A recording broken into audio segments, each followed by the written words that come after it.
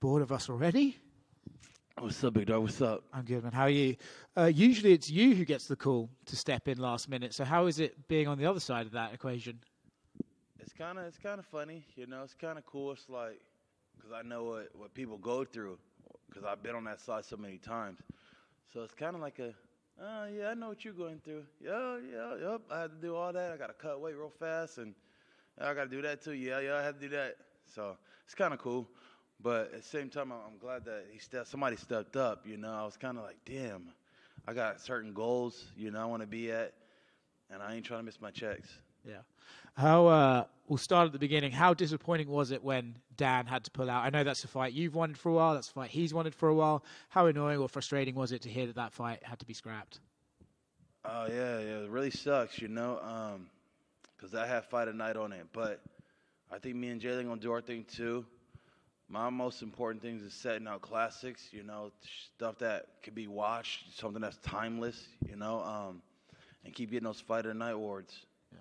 So that's where I was really at with it, but I think Jaylen gonna do the same thing. Yeah, he's a good fighter, man. He comes in, he always brings it as well. His fight with Dan last time was a good scrap, both back and forth. What are you expecting from him on fight night? And you expecting him that even though he's got short notice, he's still going to bring it?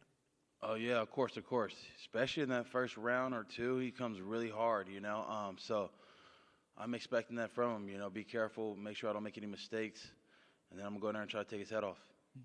As the guy who always steps up on these occasions, how pissed off would you have been if none of the other lightweights had stepped in to fight you? Yeah, I would have been pissed. Yeah, I would have been pissed. But apparently, there was like a few guys sticking their hands up. I didn't even see Jaylen stick his hand up, which was kind of crazy. It was like I saw like 5 other guys say, pick me, and they picked the guy that he didn't even stick his hand up. But I think the UFC got their own ideas of what they wanted to do. Yeah. Where are you expecting with a win after this? Are you expecting them to try and rebook that Dan fight, or do you think maybe this will push you up a little bit further? Man, he just broke his arm again. I don't know. He need to take a good rest. I'll probably be busy. I'll probably fight twice before he even comes back. But yeah, who knows? I don't pay attention to none of that, brother. I pay attention to the money. I pay attention to setting my my goals, and whatever else happens between that, whatever happens. Last one from me. I know exactly what you live for in this game is to put on exciting fights. How excited are you to put on a big one in front of this Austin crowd? Man, Austin, it's the first time in Austin, but last 2 times I did Texas, I got good reception here, you know. I felt the love. It was the first time I felt like important, where the crowd was kind of chanting for me and stuff, and it kind of gave me that first time I felt like, man, this is what I work for. So this one for me here being in Texas is special to me. Like I really want to put my heart out there on this fight, you know. So that's what it is for me. Texas is going down. Hey, Bobby. How you doing, sir? I'm just curious if you could let us in on a little bit of the details about those goals that you have laid out for yourself. Goals. Buy all my kids' homes, make sure they're paid off. I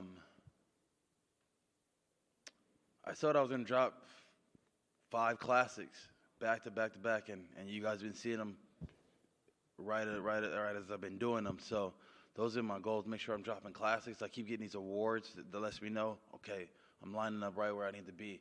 Those are my goals. Gotcha. Is there any disappointment that this fight isn't 5 rounds like the one with Dan was scheduled to be? Not really. Like, who else wanted to do their job for longer, you know? You want to get off work early. You don't want to get off work late. I like the aspect of it, like it's to the death type of thing, you know? And when we find the right fights and it's a main event, I'm down, you know? But shit happens. Maybe it wasn't meant to be. Gotcha. And in terms of like your fighting career and like you said, putting out these classics, right? Yeah. There's a big milestone event coming up, UFC 300. Do you want to be on that card if possible? Yeah, that'd be an honor. I was hoping to splash this one out, take a little break, and be ready for 300. Like, I done fought 5 times in 12-month span.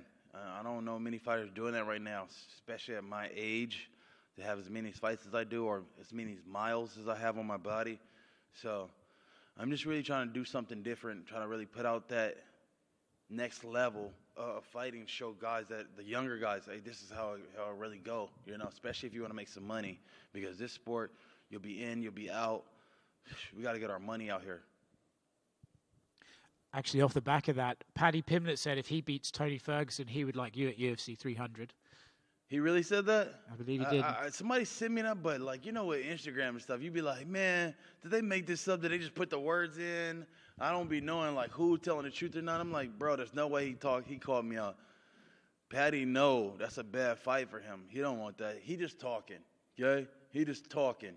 Until he start walking, get through Tony and then we'll talk, We'll talk after that, but Paddy don't want that. It'd be bad. It'd be a bad fight for him. How do you think that fight with him and Tony goes?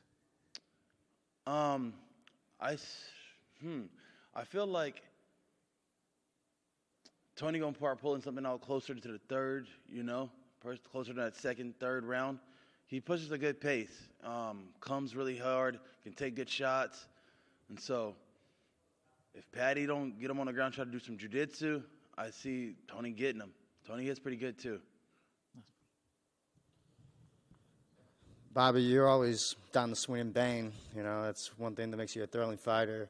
As far as preparation for a new opponent on Jaylen Turner, does that switch your mindset at all, or do you have the same mindset going into every single fight? Nah, bro, nah. I'm a contract killer, I'm sitting at home. They send a contract. They say bring out the head. I cut it off. Put the helmet on the table and say, hey, pay me my check, It doesn't matter who it is, what it is. All this, that's all the other stuff. Like I said, it's the goals. Are you hitting your goals? Every goal I put, I'm trying to hit. And so I don't even think about fighters or any of that stuff, game plans and blah, blah, blah. I'm here to take his head off. That's it. And if you do emerge victorious, is there someone you specifically want to call out? Is there someone that you want a taste of? Do I want to call somebody out? No. I'm that guy, and I'm going to keep trying to prove it. Wait till we get to Texas. If you're there, watch and see who they're going for the most and see who gets the most impact. I'm going to have the biggest splash, I promise you that. And so I'm that guy. They're going to be calling me, calling for me. Just like when this opponent fell out, I knew there was going to be guys that stuck their hand up because just to say they did that dance with me, Just to say they did that dance. A lot of cats want to be able to do that dance and say, I did it with him. And so I'm that guy. I'm not calling nobody out. They're calling me. Do you see Jaylen coming out with a specific game plan against you? I mean, you like the swing and bang. So specific game plan against me? I never even thought about that. To be honest, I'm like, he might try this at the most, but the problem is I just keep switching it up. Like, if you watch all my fights, I don't fight the same. I'll do this. And some people are like, yeah, you're a striker. You're going to come out and strike. You're going to come out and bang. But it's like, first of all, that's what the crowd wants to see. But there's all these other different little alterations I did on each fighter and how I fought that fighter. So I'll figure out when we get out there on our reads. I'll make my reads on him and go, oh, you trying to do this? Oh, you want to do that? All right, now I'm going to fight you like this. Any King Green prediction? No, I don't got no predictions. I let God be the predictor. I just want to go in there and make sure that it's a solid fight. That's what I'm doing. What I'm doing, my job part or my end is, hey, I'm bringing a great fight. However it goes is however it goes. I'm in the moment, like truly being in the moment, and more so than I was planning for it to go here or there. No, I'm just in the moment. It's going to happen the way it happens. Yeah, one more, Bobby. I think I saw an interview you did with DC and RC. You talked about how you feel like you're kind of like a rapper when you're out there, you're performing, right? So it kind of piqued my interest. How much thought do you put into all of the things that you do when you're on the way to the octagon? Everything, bro. Everything from the moment I get from behind the curtains till I leave back behind the curtains. It's a show. And so I'm out there trying to pump the crowd up. I'm out there vibing. I'm going to throw my jersey out to the people. I'm going to get them up on their feet before we even get to the fight. The jump in the cage, the water spit, it's all entertainment. It's all a show up until the point where I'm like, yeah, I'm out of here, guys. I sign a couple autographs, touch a couple hands, I'm out. It's a whole entertainment show the whole way through. I don't even call it a fight. I'm like, I got a show. You know what I mean? I'm like, yeah, I got a show. I'm going to go out here and perform, you know, not even thinking about it like a fight. You know, fighting is just like, it's just a show to me. Here's a random one for you. What do you make of his like obsession with tarantulas? I remember sometimes he's come out to weigh-ins holding a tarantula. If he came out to face off with you and like tried to give you a tarantula, how would you react?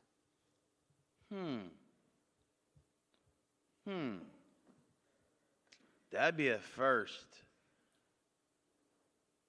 We from the same little background. We both from the IE, you know. I heard he said something about L.A. or something. Somebody said, but he from the same city I'm from, San Bernardino. So there's two San Bernardino niggas. And he know what time it is. Like, I respect the kid, but hey, stay in your lane, bro. You know, don't play with me like that. We good? Oh, let's go.